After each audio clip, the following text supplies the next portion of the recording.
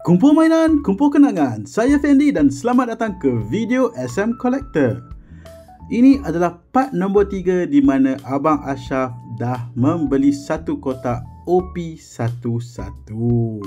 Disebabkan banyak sangat, kita terpaksa buat video ni berpart-part. So tengok sama ada part 3 ni ada tak kad yang manis-manis untuk OP11. Macam biasa, gambar depan gambar Luffy berlawan dengan Katakuri dan Luffy dalam keadaan gear 4 Snake Man. So first card kita adalah Beans. Second card adalah Strossen. Card nombor 3 Briscola. Card nombor 4 kita adalah Miss Sarahebi. Nombor 5 kita didatangi dengan card Vinsmoke Niji. Dan untuk card rare for the first pack kita ni adalah Capone Gang Beige. Dia pegang baby kat situ. Memang cantik.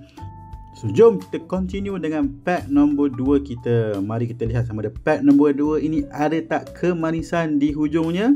Macam biasa, adjust card tu dahulu supaya nampak kemas. Dan card pertama untuk pack nombor 2 ini adalah card Event Gum Gum King Cobra. Card nombor 2 Vinsmoke Judge. Nombor 3 Smoker.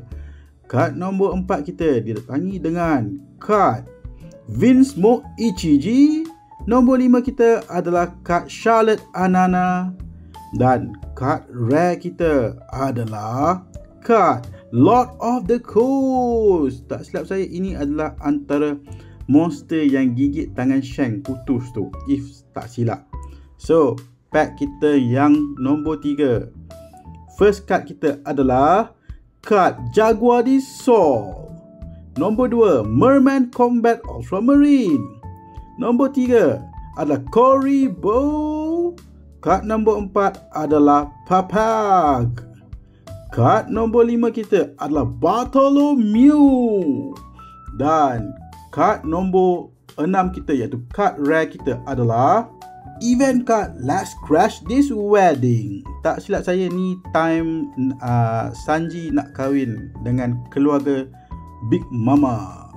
So pack kita yang nombor 4 kita adjust seperti biasa. So kita adjustkan card ni dahulu. Dan untuk pack nombor 4 kita, first card adalah Zephyr dari movie. Nombor 2 event Glorp War. Nombor 3 adalah Gotti. Card nombor 4 kita pula adalah Top Knot Neptunian.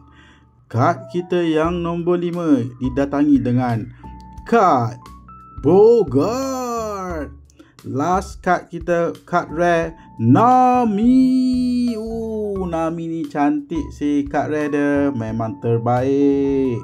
And ini adalah pack kita yang terakhir untuk part nombor 3 ini. Mana nak tahu last pack magic seperti biasa? Jom kita lihat. Macam biasa, card tu dia terbalik, kita adjustkan balik supaya dia nampak kemas. So first card kita untuk last magic adalah Hachan. Second card Papag. Card nombor 3 pula adalah Briscola. Nombor 4 didatangi dengan Vinsmoke Yonji. Dan card nombor 5 adalah After All These Years I'm Losing My Ash, iaitu Garp. Dan card rare kita adalah Carrot. So sampai sini sajalah video kita kali ini. Jumpa next time. Bye.